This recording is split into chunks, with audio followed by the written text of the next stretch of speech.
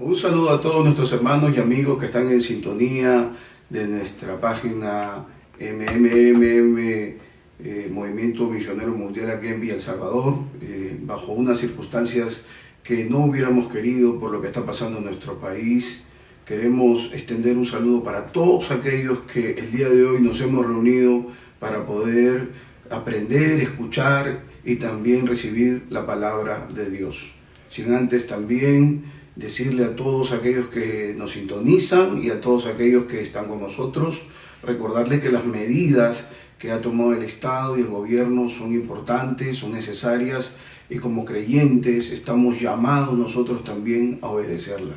No se olviden de todas las cosas que se están mandando, el cuidado de estar en casa y a la vez también todo lo que tenga que ver con la limpieza y la higiene para evitar todo esto que está pasando, no solamente en nuestro país, sino también en el mundo entero. Queremos también dejar nuestro sentir a todos nuestros compañeros, a todos nuestros compatriotas que están sufriendo, que están padeciendo, porque han perdido a alguien, y a la vez también elevamos una oración al Señor para que Dios los ayude, para que Dios los bendiga. En esta mañana queremos entrar, aunque con alguna limitación, pero queremos continuar con el estudio de la palabra del Señor, que venimos haciéndolo ya desde hace 2 años. Hemos estado estudiando la palabra del Señor desde el libro de Génesis, hemos considerado capítulos más importantes y el día de hoy ya estamos llegando al libro de Jueces. Así que si usted tiene su Biblia allí, vamos a compartir la palabra del Señor y quiero considerar los 2 primeros versos del libro de Jueces. Dice así la palabra de Dios con la bendición del Padre, del Hijo y del Espíritu Santo. Dice: aconteció después de la muerte de Josué que los hijos de Israel consultaron a Jehová diciendo: ¿quién de nosotros subirá primero a pelear contra los cananeos? Y Jehová respondió: Judá subirá. He aquí que yo he entregado la tierra en sus manos. Y Judá dijo a Simeón su hermano: sube conmigo al territorio que se me ha adjudicado y peleemos contra el cananeo, y yo también iré contigo al tuyo. Amén. Señor, te damos las gracias por esta palabra que vamos a tomar en este día y te pedimos tu bendición en el nombre de Jesús de Nazaret. Amén y amén. Amados hermanos, hoy nos toca el estudio del libro de Jueces. Indudablemente una etapa bastante difícil para el pueblo de Israel. Hemos ido viendo cómo Dios empezó a trabajar con el pueblo de Israel, cómo lo sacó de la esclavitud con mano poderosa y luego le cedió una tierra que le había prometido 430 años antes con Abraham. Ahora el pueblo de Israel entra a la tierra prometida. Aparece un hombre después de Moisés llamado Josué.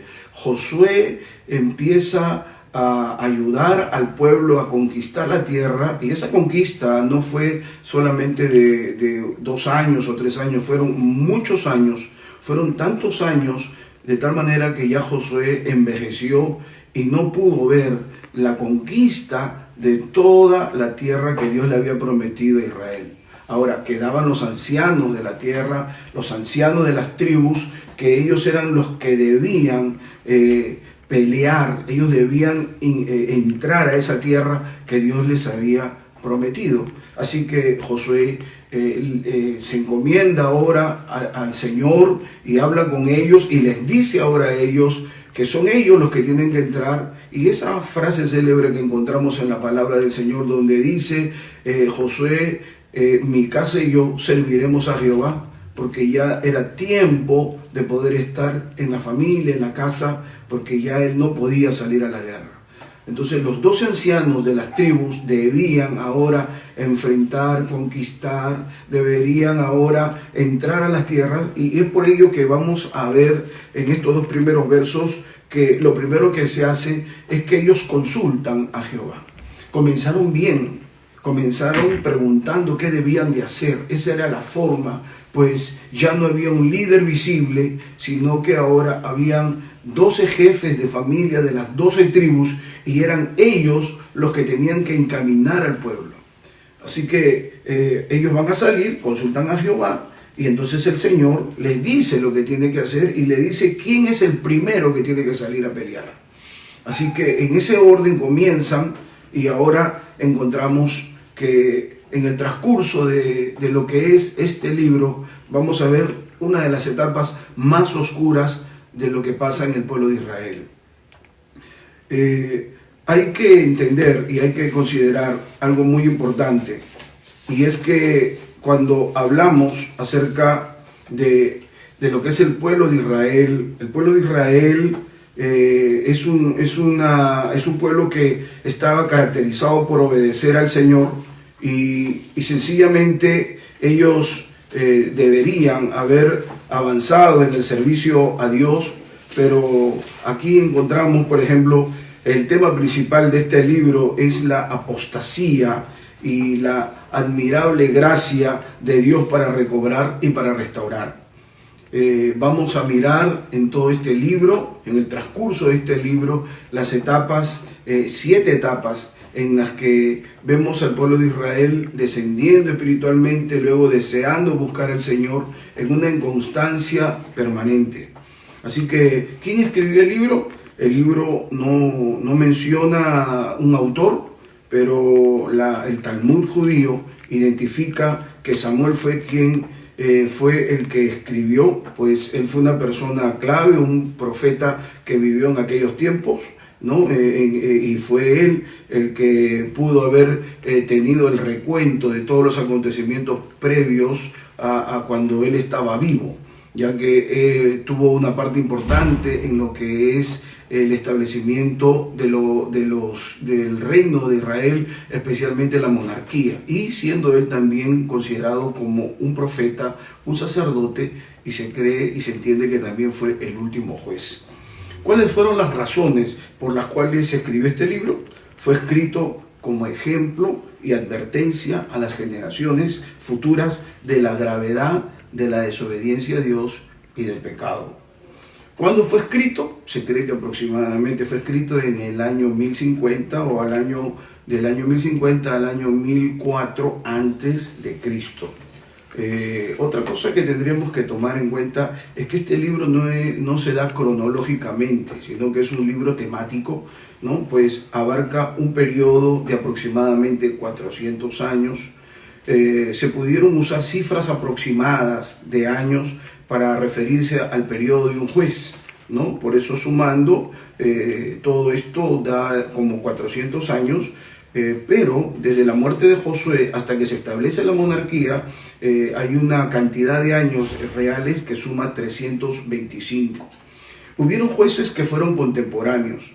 Hay que destacar que aunque la apostasía cubría toda la tierra, pues estaba definida por las áreas cuando se repartió la tierra de las tribus. Unas estaban al norte, otras estaban al sur, otras estaban al occidente, otras en el centro, ¿no? A veces algunas partes de Israel no estaban en guerra, mientras que otras sí lo estaban. Entonces los jueces no eran jueces nacionales, sino eran locales sobre una tribu o algunas de ellas, ¿no?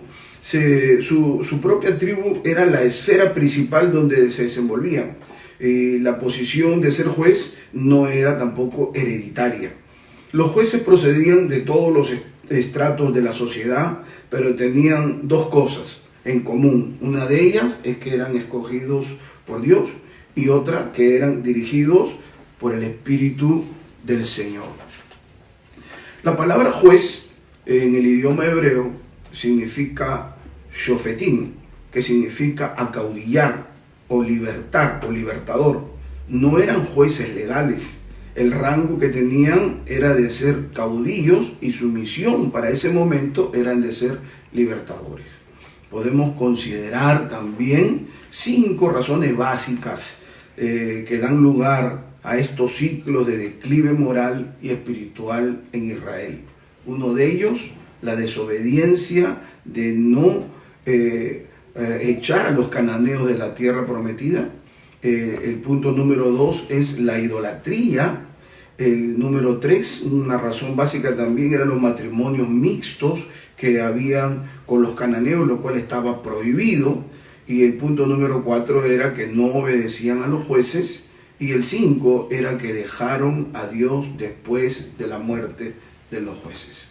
Hubieron 14 jueces, hay quienes consideran que son 12, pero también se cuenta a Samuel y a Débora dentro de ellos, ¿no? Uno de ellos, el primero fue Otoniel, el segundo fue Adod, el tercero fue Samar, luego viene Barak, que tuvo temor de enfrentar al enemigo y pidió la ayuda de una mujer a la que se le dio la honra de ser juez, y por ello aparece dentro de esto Débora, Gedeón, Abimelech, Tola, Yair, Jefté, Isbán, Elón, Abdón, Sansón y por último Samuel.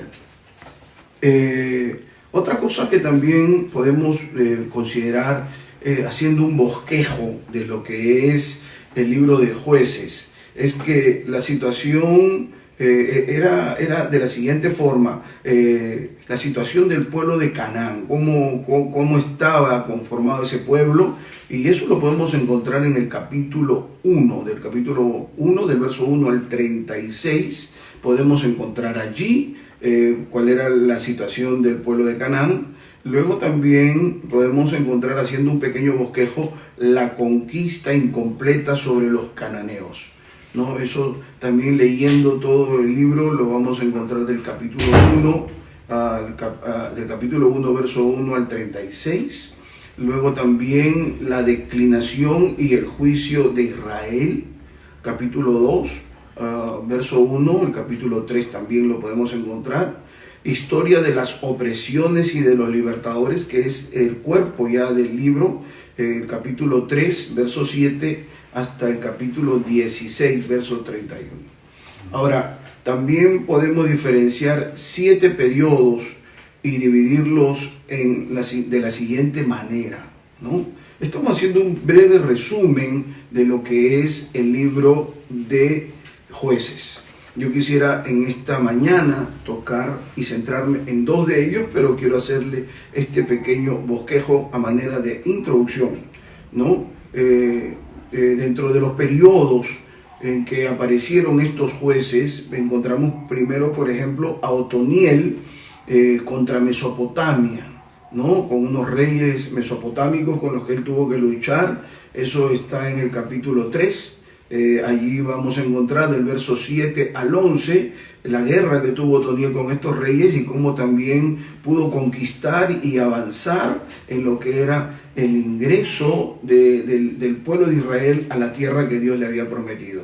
Luego encontramos a Od y a Samar, que pelearon contra los moabitas. En el capítulo 3, verso 12 al 31, ahí encontramos a estos 2 hombres que pelearon con esos reyes, y Dios los levantó como jueces para poder vencer y poder conquistar a estos reyes que eran especialmente moabitas. Luego encontramos a Débora, que pelea contra los mismos cananeos, y en el capítulo 4 está allí también registrado la historia de lo que es la batalla que tuvieron contra los cananeos, capítulo 4, verso 1 hasta el capítulo 5, ¿no? Gloria al Señor. Gedeón luego aparece también en su pelea contra los madianitas en el capítulo 6, y el capítulo 8 se encarga de hablarnos acerca de Gedeón. Ahora también tenemos a Tola y a Yair con los efectos que dejó Abimelech, toda una secuela de pecados y de cosas y herejías que se dieron después que reinó Abimelech. Y por ello vamos a mirar que Dios levanta, o es necesario que Dios levante a Tola y también a Yair. Luego tenemos a Jefté, tenemos a Ibzán, a Elón contra los filisteos y los amonitas. El capítulo 10, verso 6 hasta el capítulo 12 nos narra y nos habla acerca de estas batallas que hubieron contra los filisteos y los amonitas. Y ya casi para finalizar, en el capítulo 13 vamos a encontrar la historia de Sansón, que es una historia real contra los filisteos, que fue levantado como juez, pero que en su condición, que reflejaba realmente lo que pasaba en su tiempo, nos hace ver cómo es que él también no hizo lo que Dios le había mandado.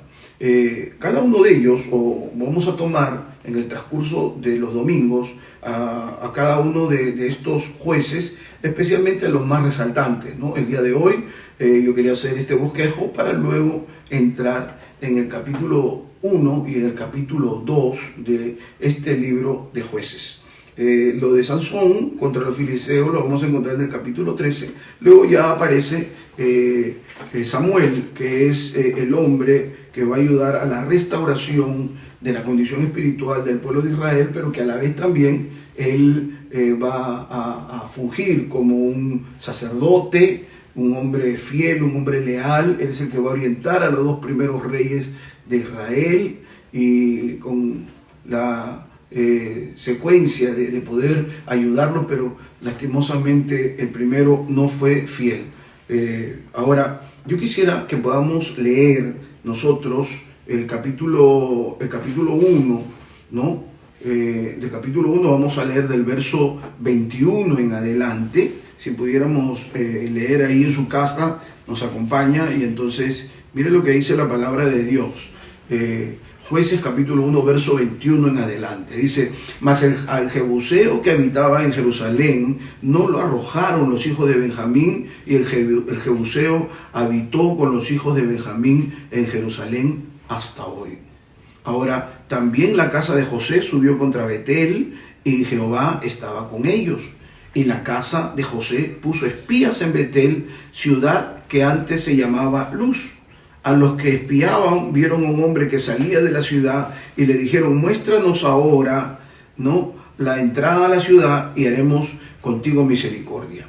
Y él les mostró la entrada a la ciudad y le hirieron a filo de espada, pero dejaron ir a aquel hombre con toda su familia.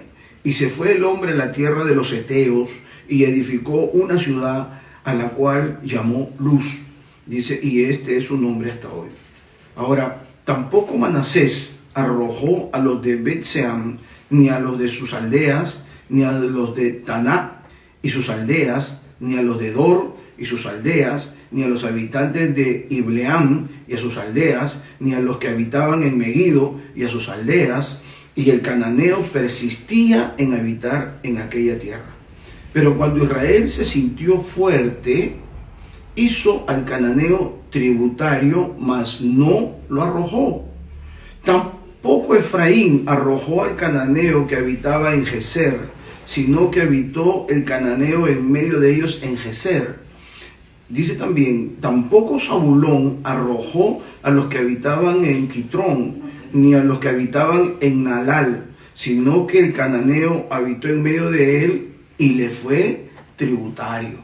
Tampoco, dice, Aser arrojó a los que habitaban en Aco, ni a los que habitaban en Sidón, en Alab, en Aksib, en Elba, en Afé y en Rehob. Y moró Aser entre los cananeos que habitaban en la tierra, pues no los arrojó. Tampoco Neftalí arrojó a los que habitaban en Bet-Semen, ni a los que habitaban en Bet-Anat, sino que moró entre los cananeos que habitaban en la tierra, mas le fueron tributarios los moradores de Bet-Semen y los moradores de Bet-Anat. Los amorreos acosaron a los hijos de Dan hasta el monte y no los dejaron descender a los llanos. Y los amorreos persistieron en habitar en el monte de Eres, dice, en Ajalón, en Salbim. Pero cuando la casa de José cobró fuerza, lo hizo tributario. Y termina con el verso 36 diciendo, y el límite del amorreo fue desde la subida de Acrabim, desde Sela hacia arriba. Aquí vamos a ver el gran error que cometieron los judíos. Si nosotros hacemos un recuento de lo que sucedió con este pueblo, era un pueblo que no tenía nada, era un pueblo que no tenía tierra, era un pueblo que no tenía promesas, no tenía esperanza de nada, pero sin embargo Dios lo escogió. Tome en cuenta esa palabra, Dios lo escogió, Dios lo separó. Y después que lo separó, el Señor lo sacó con mano poderosa, haciendo milagros. Abrió el mar rojo para ellos. Luego se reveló a ellos dándole órdenes, mandamientos, para que ellos puedan seguir adelante, para que puedan hacer bien las cosas. Aparte de ello, ellos prometieron y se comprometieron con Dios que iban a obedecer y Dios les iba a dar una tierra. Hay cosas que considerar aquí. Ellos salieron de una tierra donde había idolatría. Ahora iban a entrar a otra tierra donde había idolatría. Pero ellos tenían que destruir todo lo que estaba a su paso. Ya la palabra estaba dada. Ellos tenían que limpiar y barrer con todo para hacer una nación nueva, con un nuevo pensamiento, con una nueva manera de vivir, con muchas cosas que le iban a ayudar a ellos a poder ser realmente el pueblo de Dios. Y que más, iban a tener la presencia de Dios, tenían los mandamientos de Dios. Así que Dios le estaba dando una tierra, les había prometido a sus antepasados, ahora Dios estaba cumpliendo con esa palabra, ellos estaban entrando a la tierra, pero sucedió lo que no debe suceder y esto nos lleva a una reflexión a nuestras vidas como creyentes en Dios, que obedecer a medias no es obedecer. Dice la Biblia y la palabra nos enseña que debemos amar a Dios con todo nuestro corazón, con toda nuestra alma, con todo nuestro entendimiento, con todas nuestras fuerzas. Lo que hizo Israel fue ser conformista con lo que tuvo. Creyó que estaba haciendo bien cuando su actuar no fue el correcto, no fue el mejor. Ellos realmente no cumplieron el verdadero propósito de Dios. Muchas veces nos encontramos en una situación como esta. Hay gente que a veces dice, ¿por qué Dios no me ayuda? ¿Por qué Dios no cumple conmigo lo que ha prometido? Tenemos promesas, tenemos palabras, tenemos ya manifestaciones de Dios hasta nuestra vida. Y entonces, ¿qué pasa? ¿Por qué no se cumplen? Y no se cumplen porque sencillamente nosotros no estamos luchando por lo que Dios nos ha dado. A Israel se le dijo que se le iba a dar una tierra que fluía leche y miel, pero no es que ellos iban a entrar, iban a golpear una piedra y iba a salir la miel, y que iban a poner una tubería y iba a salir leche. No, ellos tenían que trabajar para que esa tierra realmente se constituya una tierra que fluía leche y miel. Pero habían obstáculos. Los obstáculos eran los cananeos. Los obstáculos eran los amorreos, eran toda esa gente que vivía en idolatría, y el trabajo de ellos era sacarlos de esa tierra, era eliminarlos según el mandamiento del Señor. Yo entiendo que Dios les habría dado muchísimas oportunidades para que se arrepientan, pero ahora le iba a dar a su pueblo. Ellos tenían la promesa. ¿Qué tenían que hacer? Tenían que esforzarse, tenían que trabajar, tenían que pelear, tenían que avanzar, no tenían que dejar a nadie en el camino. Por eso que cuando Dios habla con Josué, que era el que iniciaba la batalla con los amorreos, le dice, mira que te mando que seas valiente, no temas ni desmayes. Y se lo vuelve a repetir nuevamente, no te apartes ni a diestra ni a siniestra, así como estuve con Moisés, así estaré contigo, pero mira que te esfuerces y que seas valiente. Entonces, ese mandamiento fue porque es que él tenía que enfrentar todo lo que iba a venir, enfrentar una batalla, enfrentar una guerra, enfrentar gente desconocida, entrar a una tierra que tú no sabes cómo es, sabiendo que habían costumbres terribles. Acá se habla de que había gente que tenía carros de hierro, pero Dios no podía destruir esos carros de hierro. Dios no podía destruir ejércitos completos. Claro que sí lo podía hacer, pero ellos tenían que forzarse. Entonces es allí donde viene el asunto en los creyentes que a veces creen que Dios le tiene que dar todo a la mano. Hay cosas que demandan esfuerzo, hay cosas que demandan sacrificio. Ahí está la promesa, ahí está la bendición del Señor, pero tienes que luchar por ella. Y una de las cosas importantes es que el trabajo que ellos tenían era que tenían que desarraigar toda la idolatría de esa tierra para implantar la verdad, para implantar la justicia, para implantar la creencia en el único Dios que existe, que se llama Jehová, Dios de los ejércitos. Lastimosamente, no cumplieron su trabajo. A veces también pasa eso como iglesia, a veces también pasa eso con los creyentes.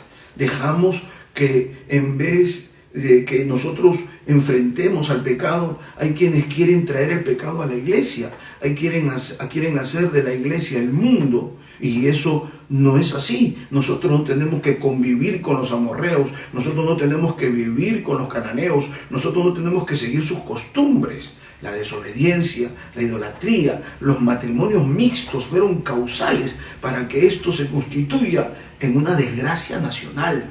Porque luego de ello, dice la Escritura, que ellos vivieron ajustados, ellos vivieron en aprietos, siempre en guerras, que podían haberlas vencido, porque ellos mismos desearon estar con ellos. Es por ello, amado hermano, amigo que nos escuchas, es necesario dejar el pecado, romper con todo. Hay quienes guardan muchas veces dentro de su vida, podríamos decirlo simbólicamente, pequeños amorreos, pequeños fereceos, y los tienen allí escondidos en su vida. No quieren romper, no luchan contra ellos. ¿Sabe lo que sucedió pasado casi 400 años? Porque esto fue lo que pasó, fue un periodo de casi 350, 400 años. ¿Sabe lo que pasó? Estos pueblos que ahora iban a ser vencidos, ¿sabe lo que pasó? Cuando aparece David en la historia, los filisteos eran más fuertes que los judíos ahora. Habían crecido de tal manera que apareció Goliat, y Goliat solito quiso destruir al pueblo de Israel, y todavía se daba el lujo de decir: sáquenme a un campeón para que pelee conmigo. Usted se da cuenta cuán peligroso es dejar crecer algunas cosas pequeñitas, como dice la palabra, que las pequeñas zorras son las que destruyen el vallado.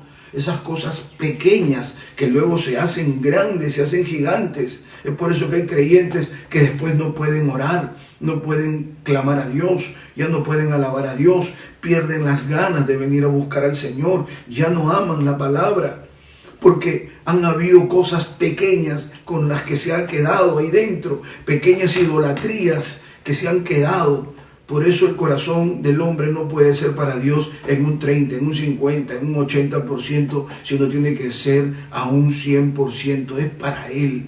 Mire, qué posibilidad de ser esclavo, ahora tener una tierra y después de ello poder conquistar una tierra. Mire, hay quienes dicen: pero es que Dios nos manda muchas cosas, es que Dios nos pide muchas cosas.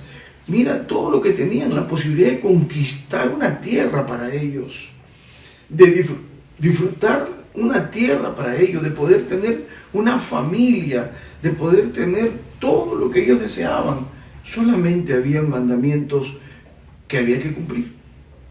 Pero hoy día nos hacemos como que Dios nos manda un montón y nos da poquito. Y eso nunca fue así. Lo más preciado que Dios nos da es la libertad para escoger entre lo bueno y lo malo.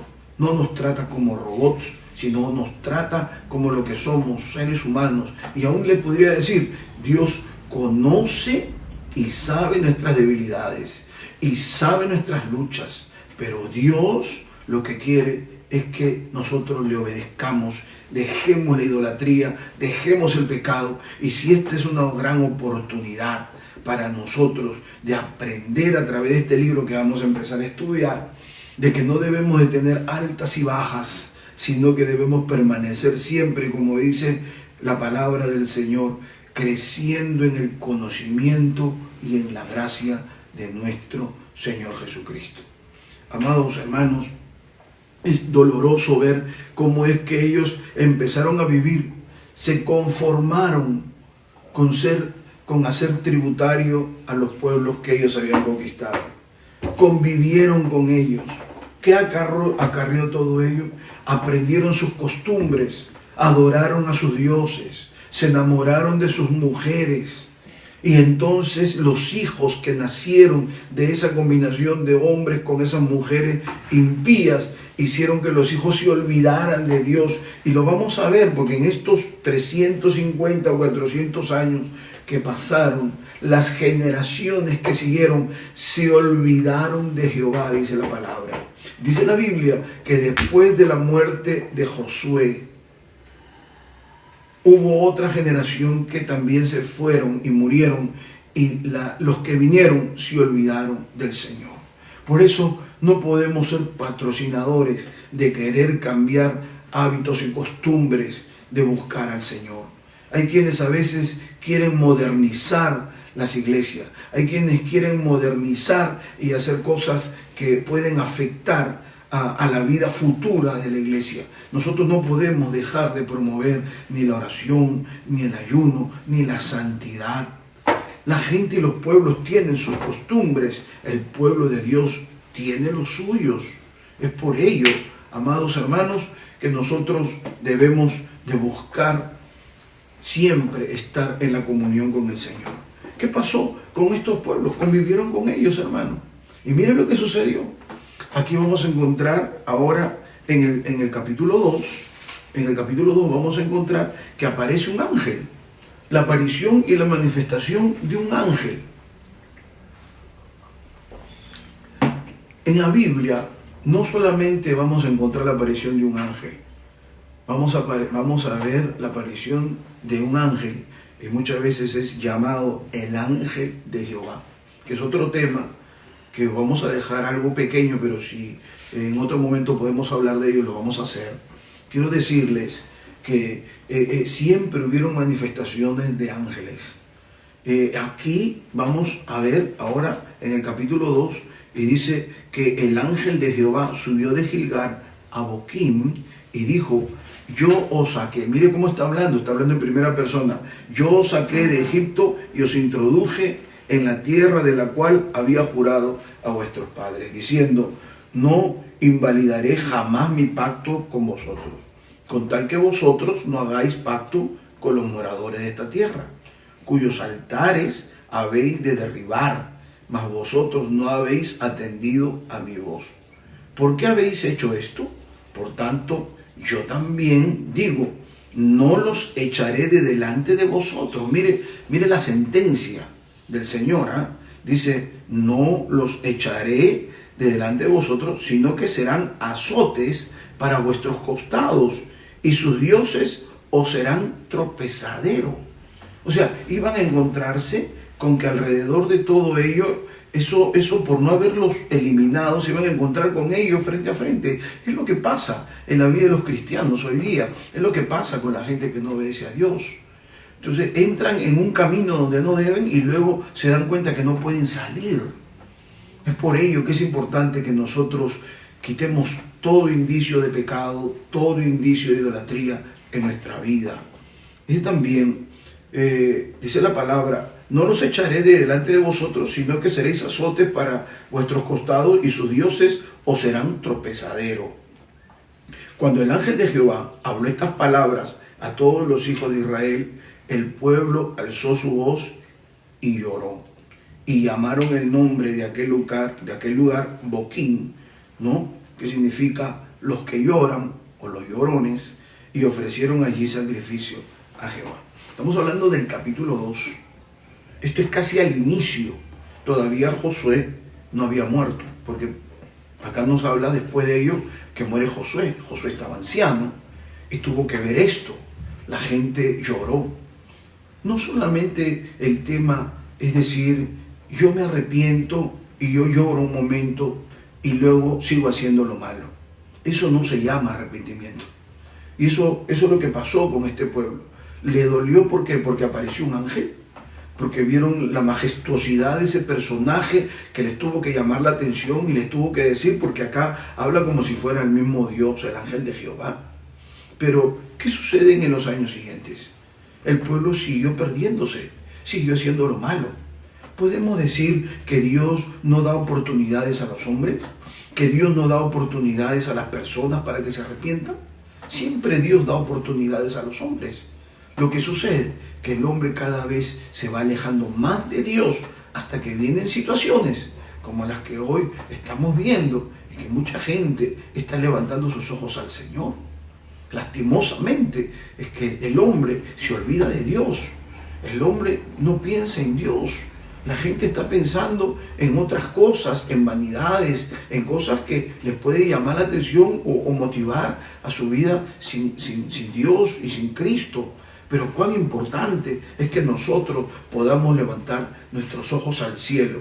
Como dice el Salmo, alzaré mis ojos a los montes. ¿De dónde vendrá mi socorro? Cuando el mundo no pueda mirar de dónde viene el socorro, esa palabra es importante.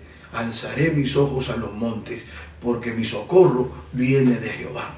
Si el hombre clamara a Jehová, si el hombre clamara a Dios, si hubieran reuniones de oración y de clamor, aleluya, Dios sanaría la tierra, Dios haría milagros portentosos, porque nada de lo que pasa en el mundo es una casualidad. Dice la palabra que aún hasta las aves que caen a tierra están contabilizadas por el Señor. Así que todo esto también nos lleva a poder darnos cuenta de que tenemos que pedir al Señor. Qué lástima escuchar de tantas muertes el día de hoy, de tanta gente el día de hoy que están muriendo, y hay mucha gente que pierde su familia. Hay sitios donde no se puede ni llorar, porque a través, aún hasta de las lágrimas, se pueden contagiar. Qué triste poder mirar una realidad que ya la palabra de Dios nos la venía diciendo. Por eso, este ejemplo, este libro escrito es una enseñanza para el pueblo de Israel, para las generaciones futuras, es para nosotros también, para los creyentes en Dios, que debemos de ir quitando cada día más aquellas cosas que puedan estar en nosotros y que no nos permitan conquistar lo que Dios ya nos ha dado, lo que Dios nos ha prometido. Tenemos las promesas, tenemos la palabra, tenemos la llenura del Espíritu Santo sobre nuestra vida, tenemos el poder de Dios sobre nuestra vida. ¿Cómo no vamos a conquistar lo que Dios tiene para nosotros? Finalmente quiero decirles en esta hora, este pueblo lloró, pero continuaron en lo mismo. Yo en esta mañana quiero decirles que es importante que Cristo haya venido. Si nosotros miramos, vamos a ver que el pueblo de Israel necesitó un libertador humano, físico, como Moisés. Pero al igual que todo hombre, Moisés se volvió viejo y Moisés murió. Ahora encontramos a otro líder que está a punto de morir y no hay quien le llame la atención al pueblo de Israel. Y tuvo Dios que utilizar un ángel, que no era cualquier ángel. La Biblia nos habla aquí del ángel de Jehová y que habla como Dios. Por eso creemos que el ángel de Jehová es el Cristo preencarnado en la historia, ¿no? Ya que aparece en este libro más de 14 veces. Y hay citas bíblicas que nos hablan de este ángel de Jehová, ¿no? En Génesis capítulo 16, verso 7, encontramos ahí la presencia del ángel de Jehová. En Génesis capítulo 21, verso 17. En Génesis capítulo 22, verso 11. En Éxodo capítulo 3, verso 2. También aparece la figura del ángel de Jehová en Jueces capítulo 2. Aquí es el texto que estamos leyendo, verso 1 al 4. En el libro de Jueces capítulo 5, verso 23. En Jueces capítulo 6, verso 11. En este libro de Jueces, en el capítulo 13, a la madre de Sansón. También lo vamos a encontrar en Segunda de Samuel, capítulo 24, verso 16. En Zacarías, capítulo 1, verso 12. En Zacarías, profeta Zacarías, capítulo 3, verso 1. En el libro de Zacarías, capítulo 12, verso 8. Hermano, sabemos que este ángel de Jehová era realmente un Cristo preencarnado. Por ello, entendemos que sí lo era. Jesús, cuando en un momento se tuvo que enfrentar a los fariseos, dijo: Jesús, antes que Abraham fuese, fui yo. Juan capítulo 8, verso 58. Y lo más notorio es que luego no aparece ese ángel de Jehová después de la venida de nuestro Señor Jesucristo. Si tomamos en cuenta esto, ya que este es un tema muy aparte, pero vemos que Dios puso un libertador humano y se acabó, y puso a un ángel que tuvo que venir a exhortar para librar a este pueblo, pero era un ángel. ¿Cómo no podemos entender que era necesario la encarnación del Verbo de vida? Hubo un hombre llamado Job, fiel, temeroso de Dios, que en algún momento, no tomando como despropósito los males que le había pasado, él en un momento le reclama a Dios y le dice: ¿acaso tienes tú pues brazo de carne como nosotros? Claro, porque mientras que Dios esté arriba, los hombres le pueden reclamar. Por eso era necesario que el Verbo de Dios se tenía que hacer carne y tenía que salvar a la humanidad, no en condición de un ángel, ni en condición tampoco de un ser humano. Bendito sea Dios. Amados hermanos, yo quiero dejarles esta palabra para que ustedes sepan cuán importante es la presencia de Dios como Salvador. Este pueblo necesitó un Salvador, esta nación necesitó un Salvador. Se descarriaron, los jueces no pudieron cumplir esa misión, no lo hizo Moisés tampoco, Josué hizo lo que pudo. Quienes aparecieron adelante no lograron ayudar al pueblo a conquistar las cosas. Debemos nosotros de tomar en cuenta algo muy importante en nuestro corazón. No podemos dejar de perder el espacio que Dios nos ha dado. Estamos llamados a seguir avanzando, estamos llamados a seguir peleando batallas y a triunfar, a vencer al diablo y a los demonios, a creer por la fe que Dios un día hará sonar las trompetas y subiremos a su presencia. Amados hermanos, también quiero decirles en esta tarde, en esta mañana, ya casi al finalizar, esta palabra del Señor para ustedes. Les hemos estado extrañando y les extrañamos, y este martes también estaremos con ustedes. Antes de irnos queremos hacer una oración y decirle a aquellos que están siempre subiendo y bajando espiritualmente que es tiempo de que usted limpie su corazón para que pueda ir no hacia abajo, sino cada día ir creciendo en conocer más a Dios. Esas cosas que están dentro de su vida, el pecado, lo malo, no lo deja crecer, no lo deja avanzar, no lo deja conquistar lo que Dios tiene para usted. No puede usted estar en una condición como la que usted está. Así que vamos a pedirle al Señor ahora. El próximo domingo vamos a seguir con el libro de Jueces. Esperamos tomar algunos capítulos interesantes de algunos de estos jueces que nos han dejado huella y que queda para que nosotros podamos o imitarlos o no imitarlos también. Así que yo quisiera hacer una oración, y al igual que el pueblo de Israel lloró porque se dieron cuenta de su error, yo quisiera poder orar por aquellos que quizás se han apartado, se han alejado, aquellos que están debilitados, aquellos creyentes que todavía quieren servir a Dios, pero quieren convivir haciendo cosas malas. Combinan lo bueno con lo malo, lo sano con lo malo, lo santo con lo profano. Se han acostumbrado. Ese fue el gran pecado de Israel. Adoraban a Dios, pero adoraban a los Baales. Creían en Dios, pero daban a sus hijos en matrimonio con mujeres cananeas. Creían en Dios, pero vivían haciendo el pecado. No puede ser la condición de nosotros así. Así que hoy vamos a hacer una oración. Quiero también recordarle a todos los que siempre están en sintonía con nosotros, que nos escriben o que interactúan con nosotros, no dejen de dejarnos sus peticiones. Hemos estado recibiendo cientos de peticiones de oración. Cada día han sido más de 100 peticiones de oración. Y quiero que sepan que aunque estamos distantes, pero el grupo de oración que tenemos, y hoy más que nunca toda la iglesia está orando para que Dios haga un milagro en su vida. ¿Quieres que hagamos una oración? Sé que estás en casa.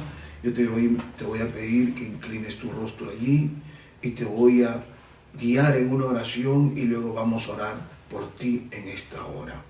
Allí con tus ojos cerrados puedes repetir conmigo esta oración. Padre bueno, te doy las gracias por haberme permitido escuchar tu palabra. Hoy me doy cuenta que no puedo seguir incumpliendo tu palabra o siendo obediente a medias. Ayúdame a seguir siendo mejor cada día. Dame fuerzas y permíteme conquistar lo que tú me has dicho que vas a darme, Señor. Yo te doy mi corazón en esta hora y te pido que vengas a mi vida y perdones mis pecados. Por Cristo Jesús. Amén y amén. Ahora vamos a orar. Padre eterno, te damos las gracias por habernos permitido a través de este medio haber llegado a todos aquellos que están en sintonía, Señor, de esta página, porque aman tu palabra, porque quieren recibir tu palabra. Cuánta gente con necesidades, cuánta gente hoy se da cuenta de lo frágil que somos, de la gran necesidad que hay en nuestro corazón de buscarte y de estar preparados. Hoy quizá cerca de la familia se han dado cuenta de su accionar que no es bueno, que no es correcto y quieren corregirse el día de hoy. Ayúdalos, bendícelos también, fortalécelos, ayúdale a romper con aquellas cosas que todavía están en su vida, a su alrededor, con el pecado que los asedia, quizás con algunas cosas en su corazón, en su alma, Señor, que cada día se ha ido haciendo fuerte y no pueden romper con ello. En el nombre de Jesús de Nazaret, pon tu mano poderosa. Y si hubiera algún enfermo, sánalo también para gloria de tu nombre, Señor. Te damos gracias por todos los hermanos que están en casa y todos los que nos oyen y nos sintonizan, Señor. Tu presencia con ellos, sus familias con ellos, Señor. Ayúdalos, guárdalos también. El ángel de tu presencia vaya con ellos, Dios Todopoderoso, hasta que podamos reencontrarnos físicamente y poder saludarnos, Señor. Y donde quieran que nos estén escuchando, que reciban la misericordia grande del Señor Dios Todopoderoso. Y Señor, una vez más te pedimos por nuestra nación, te pedimos por el mundo, te pedimos por esos países que están perdiendo seres humanos, que están perdiendo compatriotas, Señor, quizás algunos sin conocerte. Yo te suplico, Dios mío, que pongas hoy tu mano de poder, tu mano sanadora, que tú tengas misericordia, que así como en muchos momentos tu misericordia prevaleció sobre cualquier enfermedad, Señor, sobre cualquier plaga. Ten misericordia de la humanidad, Señor. En el nombre de Jesús. Amén y amén. Que Dios les bendiga. Gloria al Señor. Un gusto haber estado compartiendo con ustedes. Quiero que reciban los saludos de mi familia, de mi amada esposa, de mi hijo, de quienes están con nosotros. Y quisiera que nos visiten siempre, nos escriban. Hay un equipo de hermanos que siempre nos están ayudando a través de estos medios. Así que en esta hora queremos nosotros pedirle al Señor por ustedes para que podamos seguir transmitiendo. Este martes estaremos en un culto en vivo y en directo. No deje de estar en sintonía, y si tienen su petición de oración, por favor escríbanos, interactúe con nosotros en esta página en el nombre de Jesús. Que Dios los bendiga. Amén.